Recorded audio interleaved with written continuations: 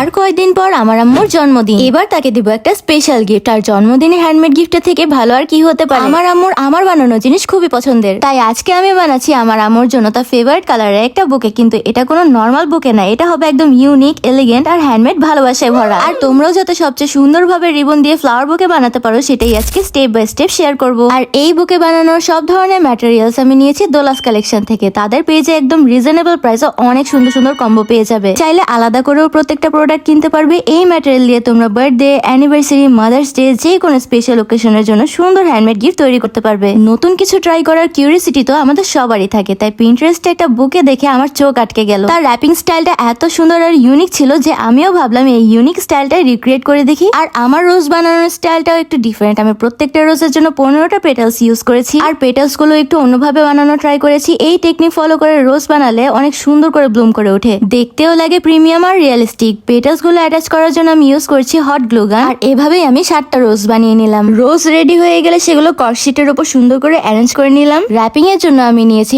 সুন্দর pearl white র্যাপারটা, তারপর pearl wrapping paper আর white wrapping paper দিয়ে একদম অ্যাস্থেটিক একটা র্যাপিং ডিজাইন করে দিলাম। সাথে লাগিয়ে নিলাম একটা বো। আর এভাবেই রেডি হয়ে গেল একটা ড্রিমি অ্যাস্থেটিক লাইলাক রিবন বুকে। কেমন হয়েছে আমার আম্মুর জন্য বানানো এই স্পেশাল বুকেটা কমেন্টে রেটিং করতে ভুলবে না কিন্তু। ভালো লাগলে একটা লাইক এন্ড সাবস্ক্রাইব করে দাও।